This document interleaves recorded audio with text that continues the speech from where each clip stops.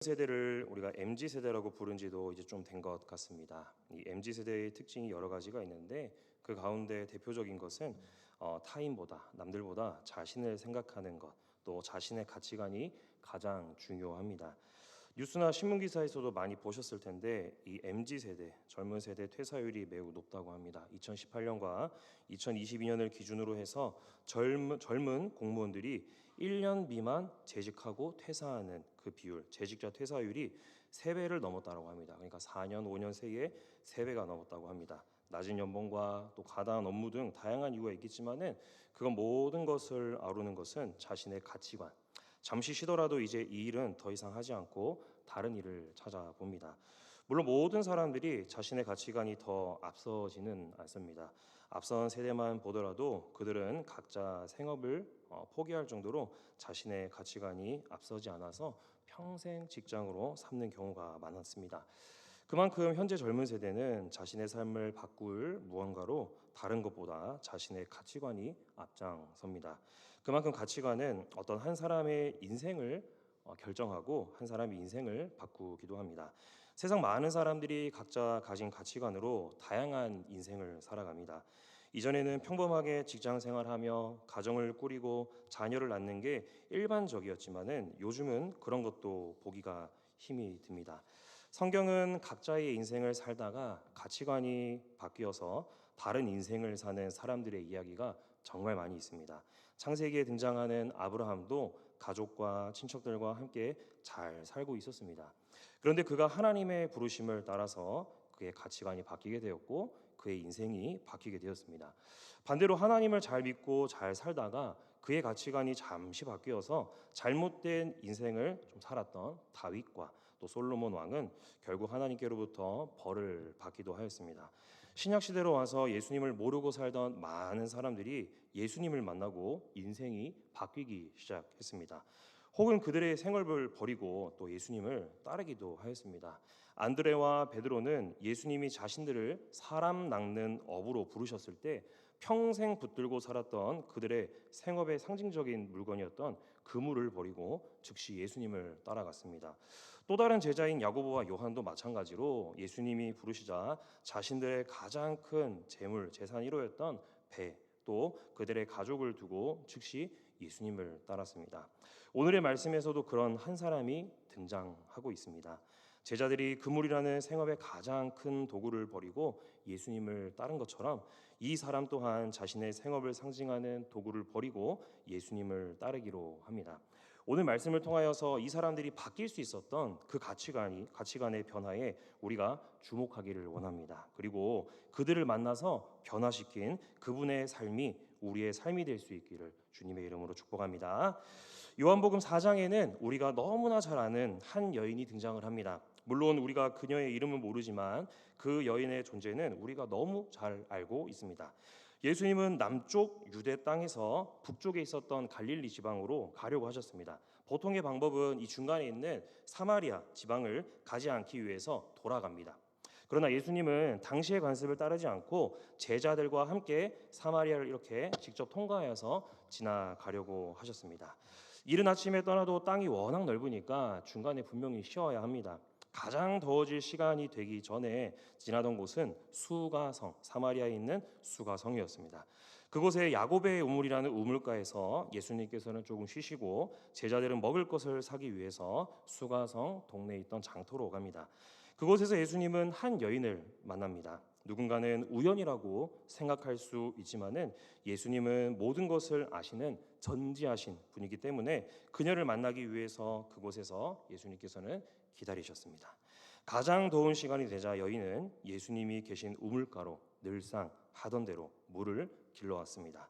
이 여인이 어떤 여자입니까? 유대인이 상종해서는 안 될 사마리아 사람입니다. 또 남자가 아닌 여자입니다. 유대인들은 길에서 여자와 대화해서는 안 되고 랍비들은 그것을 되게 증오하였다고 합니다. 사마리아 지방의 여자라는 것은 당시 관습으로는 말도 안 되는 만남이었던 것이죠. 반대로 그녀의 입장에서도 낯선 유대인 남자와 대화를 하는 것은 위험한 일이었습니다. 심지어 그 여인은 부도덕한 여인이었습니다. 어려운 만남이지만 그녀를 만나는 게 예수님께는 미션이었습니다. 우리가 VIP 초청 잔치를 두고 이렇게 주차별 미션을 하듯이 예수님은 그때에 그녀를 만나는 게 바로 그날에 주어진 미션이었던 것입니다.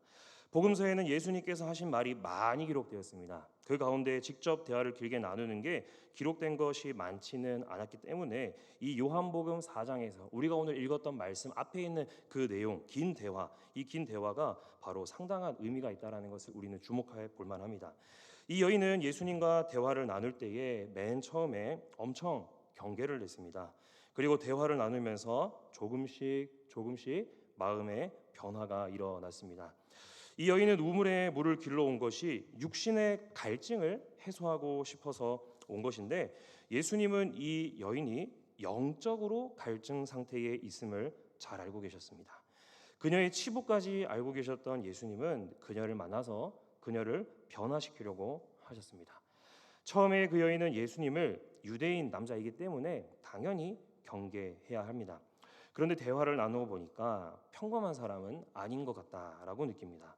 그리고 계속 대화를 해보니까 웬만한 것을 다 아는 그 예수님의 모습에서 예수님이 선지자인 줄 착각했습니다. 그리고 더 깊은 대화를 통해서 그들이 그토록 기다리던 메시아 그리스도인 줄 그녀는 알게 됩니다. 우리 다 함께 29절 말씀을 함께 읽어보겠습니다. 내가 행한 모든 일을 내게 말한 사람을 와서 보라 그리스도가 아니냐 하니 29절에서 여인이 예수님을 무엇이라고 부르고 있습니까? 그리스도라고 부르고 있습니다. 요한복음 4장에서 여인이 예수님을 부르는 그 호칭이 계속해서 변화를 하였습니다. 그 변화를 호칭의 변화를 보면은 그녀가 변화되고 있다라는 것을 우리는 알 수 있습니다. 맨 처음에 9절에서 예수님을 유대인이라고 불렀습니다. 그러고 나서 11절에서는 주라고 불렀는데 여기서 주는 그냥 앞에 있는 사람을 높이는 말로써 선생님과 같은 의미가 있습니다. 그러고 나서 예수님을 19절에서는 선지자라고 불렀습니다. 그리고 마지막 깊은 대화를 통해서 그녀가 확신이 생기면서 내 앞에 있는 이분이 바로 그리스도시구나라는 것을 29절에서 알 수가 있었고 그녀가 이렇게 변화됐다라는 것을 우리는 알 수가 있습니다. 여인은 예수님과 대화하면서 예수님의 말씀을 들을 때에 비로소 그리스도인 줄 알게 됐습니다. 예수님께 말씀을 들은 여인이 변화하듯이 우리의 VIP들도 말씀을 들을 때에 변화하는 줄 믿습니다. 여인은 예수님을 만나 가치관이 송두리째 바뀌었습니다. 그녀가 무엇을 하려고 우물가로 왔습니까? 그녀의 갈증을 해소할 물을 길러왔습니다. 그런데 예수님의 말씀을 통해 인생이 바뀌었고 그녀가 원래 하려던 일도 뒤로 하고 그녀가 살고 있었던 마을로 향합니다. 요한은 그녀의 행동을 두고 이렇게 표현합니다.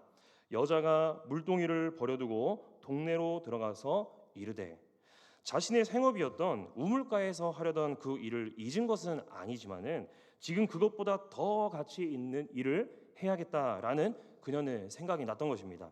그 일은 무엇이겠습니까? 자신이 만난 내 앞에 있었던 그분이 그토록 기다리던 그리스도이심을 전하는 일을 하려고 했던 것입니다. 여인이 예수님을 만나서 보고 변화된 것이 아닙니다. 제 말을 좀 착각하시면 안 됩니다. 만나서 보고 변화된 것이 아닙니다. 만나서 보고 있었습니다. 그런데 예수님을 만나고 의심이 가득했지만은 대화를 통하여서 즉 하나님의 말씀을 통하여서 변화할 수 있었습니다.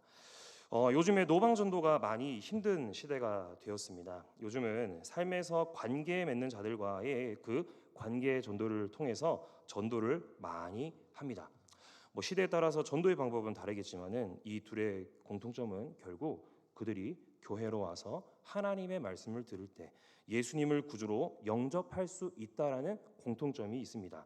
관계 전도에서 중요한 것은 우리 각자 성도들의 삶의 모습. 교회 다니는 사람은 다르구나. 교회 다니는 사람이라 그런지 정말 다르네라는 이런 생각이 들면은 그들이 다니는 교회에 대해서 궁금해합니다. 그들이 믿는다는 그 믿음의 대상에 대해서 궁금해합니다. 그렇다고 그들이 변화합니까? 안 합니까? 할까요? 안 할까요? 변화하지는 않죠. 그렇죠? 필수적인 것은 무엇이겠습니까? 그냥 그들이 아직 교회를 오지 않은 것이죠. 나의 모습을 통해서 관심, 호기심은 생길 뿐이지 그것을 보고 바로 변화되는 것은 아니다라는 것입니다. 필수적인 것은 무엇이겠습니까? 결국 그들이 하나님의 말씀을 들어야 한다라는 것입니다.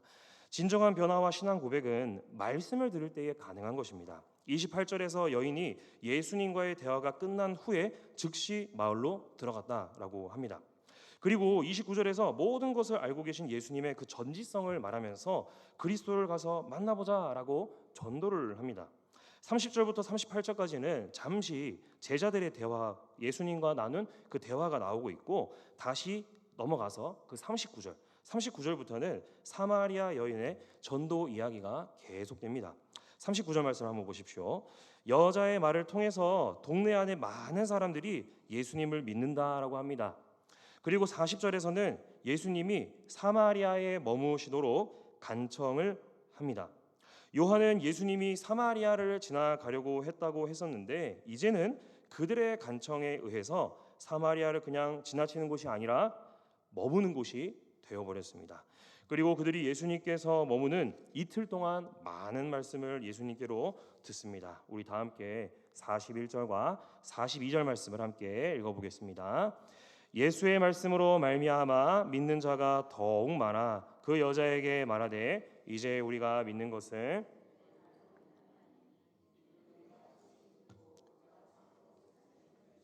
알미라 하였더라. 아멘. 그 동네 사람들은 여인의 말을 통해서 예수님에 대해 너무나 궁금했습니다. 그런데 예수님께 나와 말씀을 들어보니 여인이 말했던 것처럼 진짜 그리스도이심을 알게 되었습니다. 점점 믿는 이들의 수가 많아졌습니다. 그리고 그들은 고백하였습니다. 너의 말을 통해서 우리가 예수 그리스도에 대해 궁금하고 그것을 해결하기 위해서 우리가 예수님께로 나아가 그 예수님을 만났는데, 이제 우리가 예수 그리스도를 믿는 것은 우리가 그의 말씀을 들었기 때문이다. 그는 유대인의 구주, 사마리아의 구주뿐만이 아니라 온 세상의 구주이시기 때문이다 라고 그들이 42절에서 고백하고 있는 것입니다. 그들이 지금 하는 이 말이 무엇입니까? 바로 신앙 고백입니다.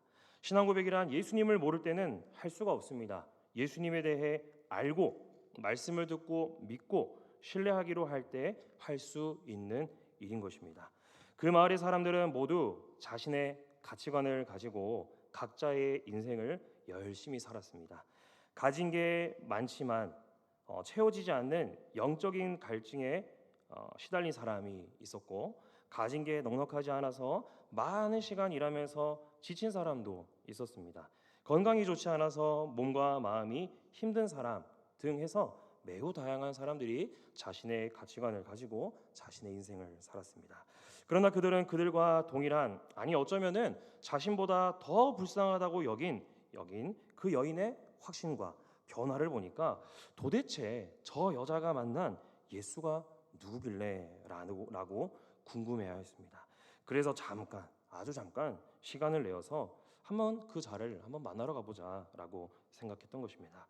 그런데 그 예수의 말씀에서 그들이 그동안 찾던 갈증을 해소할 생수를 보게 되었습니다.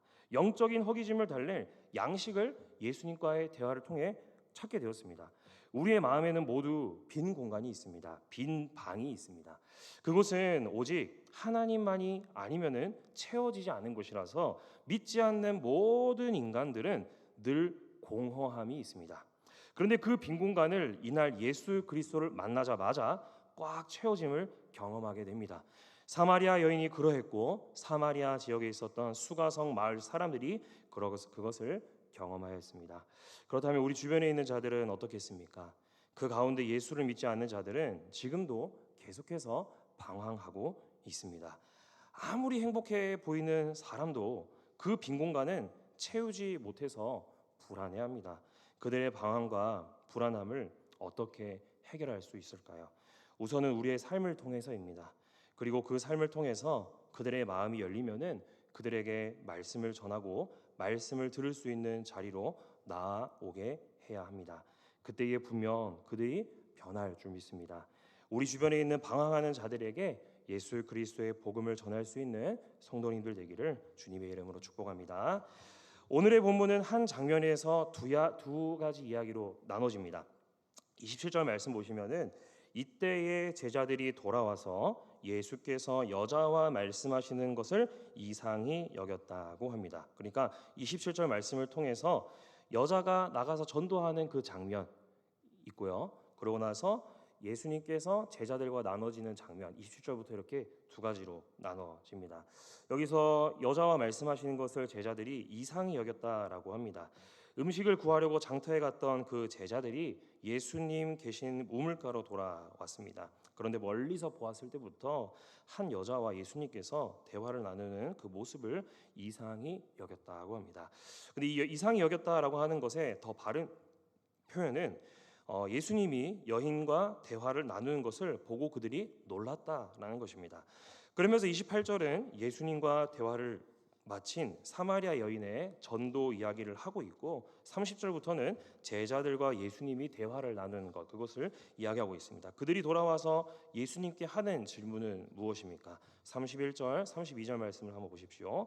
그 사이에 제자들이 청하여 이르되 랍비여 잡수소서 이르시되 내게는 너희가 알지 못하는 먹을 양식이 있느니라. 제자들은 그들이 하던 일을 따라서 그들이 음식을 구해 와서 음식을 예수님께 드리려고 하였습니다. 그런데 예수님의 대답이 조금 황당합니다. 마치 이미 무언가를 드신 것처럼 예수님께서 말씀하십니다. 너희가 알지 못하는 먹을 양식이 있다라고 말입니다. 의아한 제자들은 혹시나 누가 음식을 주었는지 서로 33절에서 서로 물어보고 있습니다. 그러나 여기서 예수님이 말씀하신 양식은 무엇이겠습니까? 사마리아 여인은 육신의 갈증을 해결하려고 우물가로 찾아왔습니다. 그리고 그녀가 그곳에 와서 무엇을 해결했습니까? 우물가에 와서 육신의 갈증을 해결하려고 왔었는데 그곳에서 더 중요하고 가치 있는 영의 갈증을 해결하고 돌아갔습니다. 그런데 여전히 제자들은 육신의 것에만 집중하여서 영적인 것을 깨닫지 못했습니다. 예수님은 제자들에게 영적인 것을 깨닫도록 말씀하십니다. 우리 함께 34절, 35절 말씀을 함께 읽겠습니다. 예수께서 이르시되 나의 양식은 나를 보내신 이의 뜻을 행하며 그의 일을 온전히 이루는 이것이니라. 너희는 넉 달이 지나야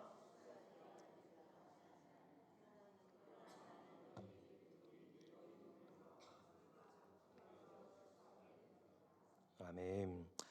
예수님은 육의 양식을 이야기하는 자신의 제자들에게 영의 양식에 대해서 가르치십니다. 제자들은 육의 양식이 부족할 때에 그것을 공급하고자 조급한 삶을 살아가는 연약한 인간이지만은 예수님께서는 그것보다 더 중요한 것이 있다라고 분명하게 밝히십니다. 그것이 바로 무엇입니까? 바로 우리가 오늘 읽었던 말씀 가운데에 나를 보내신 이의 뜻을 행하며 그것을 온전히 이루는 것입니다. 이것이 바로 예수 그리스도의 가장 중요한 것, 중요한 관심사, 가치관입니다. 그러면서 이것이 무엇인지 깨달을 수 있도록 설명을 해주십니다. 일반적으로 먹는 육체의 양식을 얻기 위한 농사 추수는 넉 달이라는 시간이 남아 있습니다. 그러나 예수님께서 보신 영의 양식을 얻는 추수는 이미 무르익었다라고 말씀하십니다. 그것이 무엇입니까? 주변을 보면 있는 많은 영혼들이 다 예수님께는 영혼 추수할 곡식과 같다라는 것이죠. 영적인 밭을 보니까 매우 희어졌다라고 합니다. 이것에 대하여서 실제 곡식이 익으면은 하얗게 되기 때문에 예수님이 그렇게 말씀하셨다라고 보기도 하고 또는 예수님께서 말씀하신 그때에 많은 사람들이 예수님께로 나아오고 있다라는 것 사마리아 여인이 마을로 들어가서 메시지를 전하니까 많은 사람들이 실제로 예수님께 오고 있는 그 장면을 이야기하고 있는 것입니다. 대부분의 그때 복장이 하얗다 보니 그들을 두고 하신 이야기라고 보기도 합니다. 예수님께서 하시는 말씀은 너희의 관심, 너희의 만족이 육의 양식에 있겠지만은 나의 관심과 나의 만족은 영의 양식으로부터 얻는 것이다라고 말씀하셨습니다. 그 영의 양식은 무엇을 통해서 이루어지냐면은 바로 예수님께서 말씀하시길 나를 보내신 이의 뜻을 행할 때 나를 보내신 이의 뜻을 온전히 이룰 때 얻을 수 있다라고 분명하게 말씀하셨습니다. 예수님을 보내셨다는 하나님의 뜻은 무엇입니까? 오직 단 한 가지, 단 하나입니다. 그것은 죄인을 구원하는 것입니다. 이 구원을 위해서 하나님은 모든 계획을 세우셨습니다. 그것의 목적을 두고 예수님을 이 땅에 보내셨습니다. 그리고 우리 또한 그것을 따라가야 합니다. 사람들이 만족감을 얻는 것이 다양합니다. 그런데 그 만족감은 절대로 100% 채워질 수가 없습니다. 먼저 말씀드린 것처럼 빈 공간이 있기 때문입니다.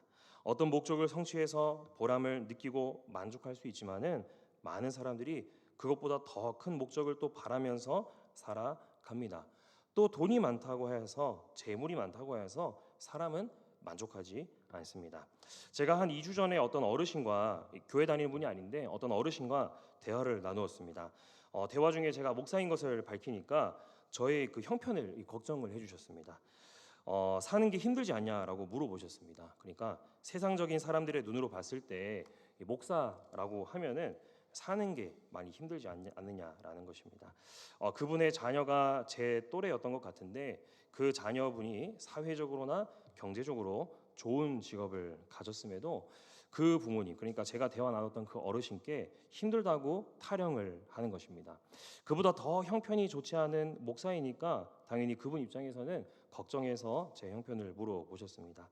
그분께 말씀드린 것은 사람들의 기준이 다 높아져 있어서 그것 때문에 자신의 괜찮은 그 현재 상황에서도 만족하지 못하는 것이다 라고 말씀을 드렸습니다. 아마 어르신께서 젊었을 때가 더 힘들었을 텐데 지금 이렇게 잘 사시지 않냐라고 하니까 그분께서도 동의를 하셨습니다. 세상 사람들은 가졌다고 해서 만족하지 못합니다. 계속 더 가지기 위해서 본인을 스스로 힘들게 만들고 채찍질합니다. 진정한 만족을 경험하지 못했기 때문입니다. 그런데 이것은 우리가 믿는다고 하는 우리 그리스도인들도 같습니다. 진정한 만족인 예수님을 우리가 알게 됐음에도 불구하고 세상 일에 계속 신경을 쓰고 거기에 몰두하고 거기에 매진하며 살아갑니다. 그러나 예수님은 그런 제자들에게 그런 우리에게 말씀하십니다. 영적인 만족은 그런 데서 누리는 게 아니라 하나님의 뜻을 이룰 때 얻을 수 있는 것임을 말입니다. 무엇입니까? 다른 길이 있음에도 예수님을 사마리아로 보내신 그분의 뜻, 우리 하늘샘 교회 성도를 이 땅에 보내신 그 하나님의 뜻은 바로 영혼 구원입니다. 이것은 미룰 일이 아닙니다. 왜냐하면 우리가 이미 그 값을 받았기 때문입니다. 값을 늦게 받으면 모르겠지만 우리가 이미 그 값을 받았다라고 예수님께서 말씀하십니다. 우리 다 함께 36절 말씀을 함께 읽겠습니다. 거두는 자가 이미 삭도 받고 영생에 이르는 함께 즐거워하게 하려 함이라. 아멘. 예수님은 전도해야 할 분명한 이유를 말씀하십니다. 우리가 이미 구원이라는 값을 받았으니 우리가 전도, 선교를 해야 한다라는 것입니다. 그리고 이미 받았기 때문에 우리는 더 이상 지체하지 말고 시급하게 그 일을 해야 한다라는 것을 말씀하십니다. 제가 질문 드립니다. 우리 성도님들은 구원 받으셨습니까? 그렇죠. 구원 받으셨죠. 구원 받았다라고 하셨다면은 이미 값을 받은 자들이라고 예수님은 말씀하십니다. 그 값을 이미 받으셨는데 값을 받은 대로 우리 여러분들이 행하고 계십니까? 예수님은 그 값을 주신 하나님의 뜻을 행하기 위해서 사마리아 여인을 만나셨고 그 여인을 만나서 하나님의 뜻을 온전히 이루셨습니다. 그리고 이 땅에 오신 것도 하나님의 뜻을 행하고 그 뜻을 온전히 이루기 위해서 오셨습니다. 그것을 이루는 것이 예수님의 삶의 최고 관심사이자 최고의 만족이었습니다. 우리는 예수 그리스도를 본받는 자들입니다. 맞습니까? 그렇다면 우리는 예수님께서 하신 그 말씀을 우리가 경청하고 그 말씀이 우리의 삶이 되기 위해서 행동해야 합니다. 예수님께서 말씀하십니다. 예수님은 평생을 이 땅에 보내신 하나님의 뜻을 이루기 위하여 사셨습니다. 심지어 가장 큰 고통을 앞둔 시기에 기도하시면서도 그 뜻을 위해서 기도하셨습니다. 함께 읽어보겠습니다. 이르시되 아버지여 만일 아버지의 뜻이거든 이 잔을 내게서 옮기시옵소서. 그러나 내 원대로 마시옵고 아버지의 원대로 되기를 원하나이다 하시니. 아멘. 여기서 원대로 마시옵고 원대로 되기를 원하나이다 라고 할 때에 여기서 이 원대로라는 것은 오늘 말씀 제목에서 동일한 나를 보내신 이의 뜻, 여기서 이 뜻과 동일한 헬라어를 사용합니다. 그러니까 원대로 마시옵고 뜻대로 마시옵고 뜻대로 되기를 원하나이다 라는 것이죠.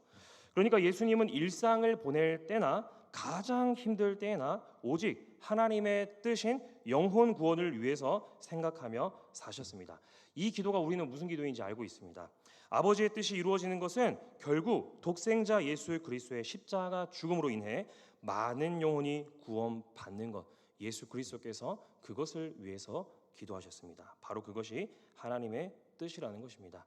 그것을 위해서 이 땅에 예수님을 보내셨고 예수님은 그 뜻이 온전히 이루어지도록 사셨습니다.